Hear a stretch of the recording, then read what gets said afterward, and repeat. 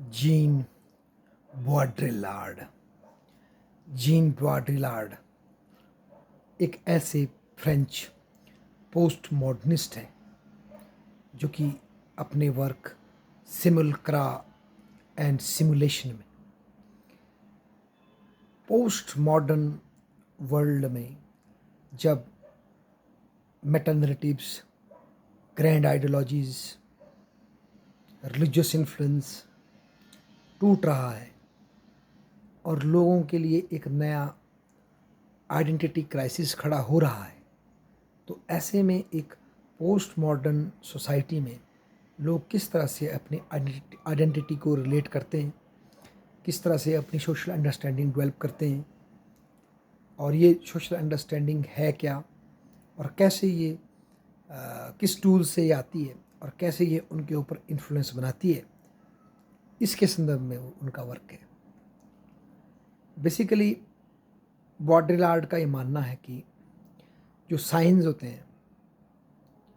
बहुत ही महत्वपूर्ण होते हैं और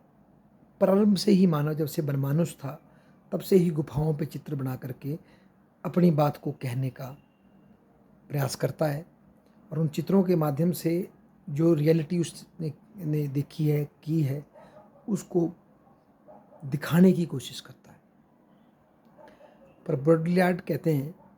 जब इंडस्ट्रियल रेवोल्यूशन आता है तो उसके बाद से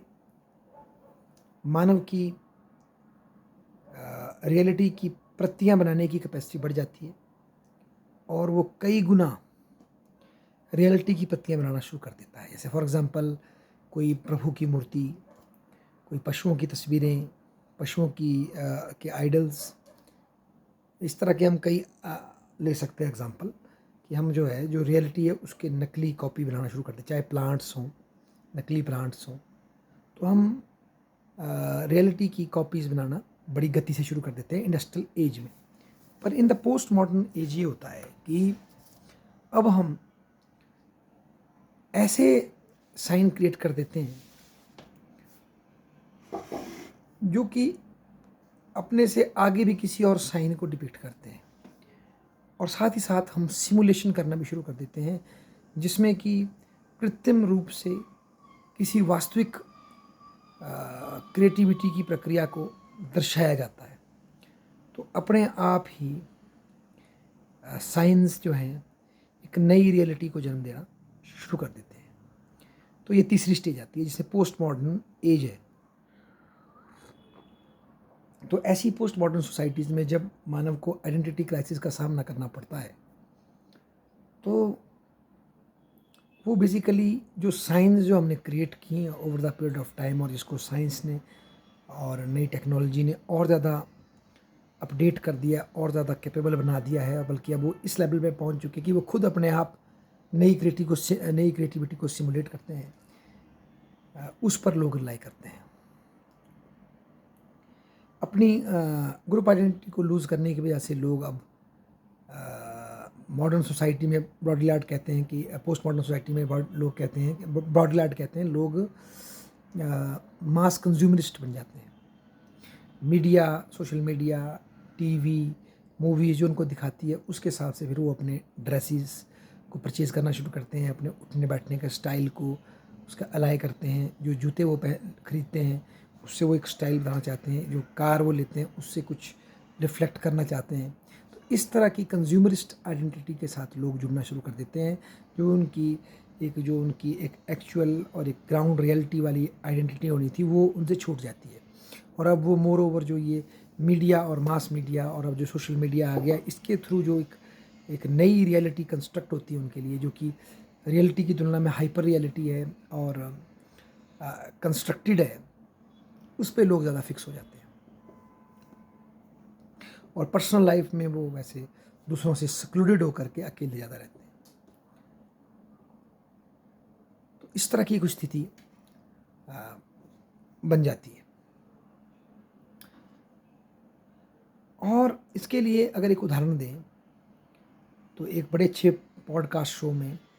एक व्यक्ति बताते हैं हमें कि जैसे मैट्रिक्स मूवी, कुछ इस तरह की स्थिति हमारी हो चुकी है। जैसे मैट्रिक्स मूवी में मशीनें आदमियों को कंट्रोल करना शुरू कर देती हैं और उनको रखने के लिए एक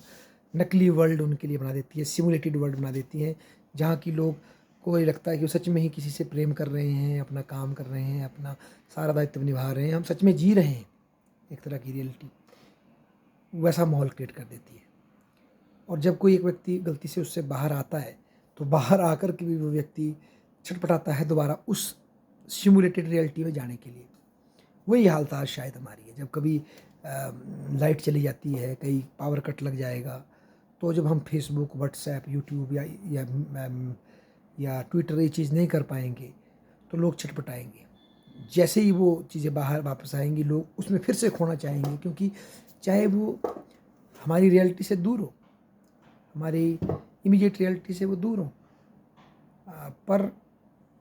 जिस सिमुलेटेड रियलिटी का हम अपने आप को पार्ट समझते हैं वो उसका बेसिस है, तो उसके बिना हम रह नहीं सकते। तो इस तरह की दुचिता है। और यहाँ ब्रूडिलार्ड ये बताना चाहता है हमें, ब्रूडिलार्ड, कि बेसिकली ये ऐसा नहीं है कि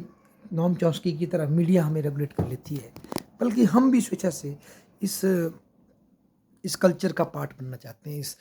इस साइन के थ्रू डेवलप होने वाली एक नई रियलिटी का पार्ट बनना चाहते हैं, जो कि सिमुलेशन से सामने आ रही है। और हम इसमें प्रसन्नता महसूस करते हैं, हमें इसमें एक डीपर सेटिस्फैक्शन मिलती है। और इसकी वजह से बहुत से लोग कभी भी ये नहीं जान पाएंगे कि जो एक रियलिटी उनके सामने दिख रही है, जो कि असल में रियलिटी ना होकर के एक सिमुलेशन है या एक रियलिटी की कॉपी है, क्योंकि मास मीडिया या सोशल मीडिया या इस तरह की चीज़ें हमें बना कर देती है, लोग कभी भी उनको फिर क्रिटिकलिटी के साथ समझ नहीं पाएंगे। इसके अतिरिक्त ब्रूडिलार्ड गल्फ़ वॉर का एग्जांपल देके हम इसमें जाते हैं कि गल्फ़ में वॉर होती है इराक में सद्दाम के ख़िलाफ़। वो वॉर है, पर वो एक ऐसी वॉर है जो कि सिमुलेशन की तरह हो गई है अमेरिका की मीडिया के लिए, वेस्टर्न मीडिया के लिए, जहाँ पर वो देख रहे हैं प्लेन से बम छूट रहे हैं और दुश्मन मारे जा रहे हैं। मतलब लोग उसमें इमोशनली इन्वॉल्व नहीं है, जो कि पैसा की पहले होता था कि वॉर आपके फ्रंट पे होगी तो आपके लोग भी मरेंगे, आप समस्याएं झेलेंगे, आपके पास एक प्रैक्टिकल इम्प्लीकेशन उसकी सामने होगी। पर अब सोशल मीडिया के थ्रू ही आप देख पाएंगे, और उसमें भी एक तरह की वो गेम मोर और लेस एक गेमिंग के रूप में आपको दिखाई देगी। तो इससे भी आप रियलिटी से दूर हुए, ऐसा ब्रॉडिलार्ड कहते हैं।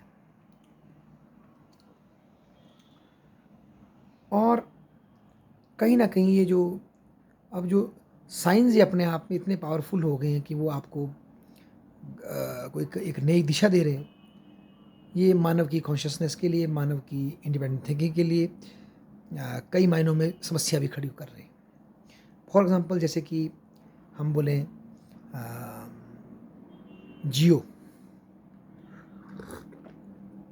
जियो कोई व्यक्ति तो नहीं, वो एक लीगल एंटिटी है। पर जब हम जियो की बात करेंगे तो वो एक तरह से एक व्यक्ति का रूप धारण कर लेगा, चाहे वो लीगल सिस्टम में हो, चाहे हमारे बातचीत के तरीके में हो। फिर चाहे हम बात करें नाइकी की,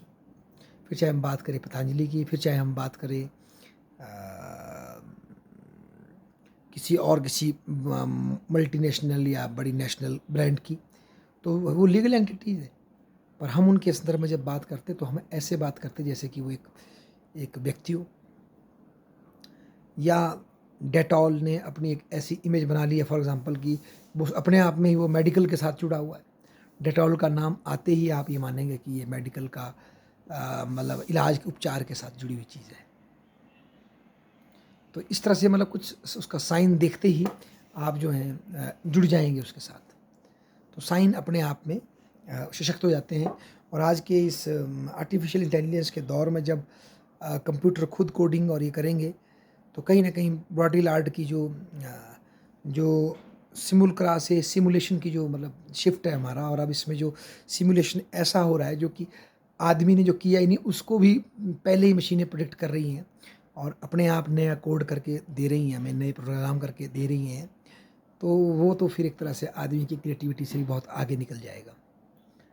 तो ये एक तरह से हमारे ऑटोनॉमी एज एन इंडिविजुअल को चुनौती है, ऐसा ब्रूडिलार्ड कहते हैं। धन्यवाद।